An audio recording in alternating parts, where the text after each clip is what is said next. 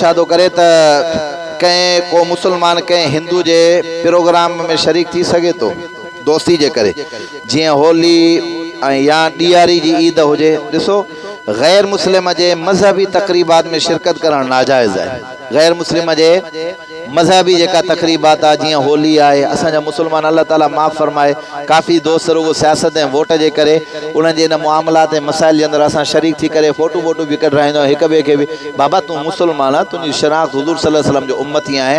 इन गैर मुस्लिम जी तकरीबात जीअं होली, हा बाक़ी हूअं गैर मुस्लिम सां कारोबार करणु उथणु वेहणु हे हो को मसलो कोन्हे को, या उन्हनि जी शादी जो प्रोग्राम आहे या ॿिए कंहिं में, पर उन जी मज़हबी तकरीबात में शिरकत न कयो। आई ॻाल्हि समझ में? हुज़ूर सल्लल्लाहु अलैहि वसल्लम जी हदीस आहे, रसूलुल्लाह सल्लल्लाहु अलैहि वसल्लम फरमायो जेको अहिड़नि माण्हुनि सां गॾिजी करे उन्हनि जे मजमे खे तक़वियत ॾिए थो, इहो माण्हू क़यामत जे ॾियारे इन्हनि सां गॾु उथारियो वेंदो, इहो माण्हू इन्हनि सां गॾु उथारियो वेंदो। हाणे तव्हांजी मर्ज़ी।